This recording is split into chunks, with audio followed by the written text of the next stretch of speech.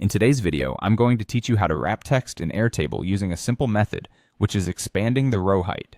This is the most commonly used method and can make managing your data much easier by allowing your text to display fully without getting cut off.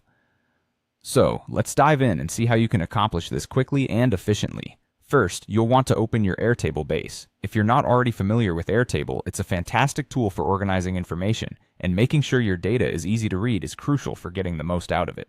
Starting off, navigate to Airtable and select the table you wish to modify.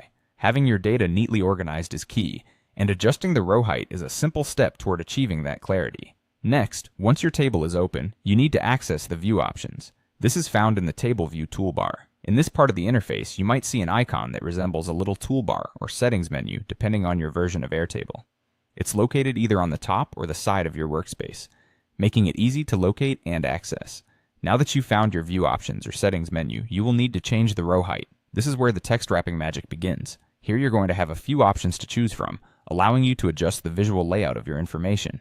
You can select from various row heights, including short, medium, tall, or extra tall. Generally, these different options can be used depending on how much text you need to display or how dense your data entries are. For instance, if your data entries are brief, a short row height might be sufficient. However, if your entries include more comprehensive information or longer sentences, opting for a taller or extra tall row height will ensure that the text wraps neatly and is entirely visible without you needing to scroll horizontally. By selecting a larger row height, the text automatically wraps onto multiple lines, presenting the information in a clean and readable format. The benefit here is that once you adjust this, each piece of information in a cell becomes easier to read at a glance, without missing crucial parts that might otherwise be hidden. And there you have it.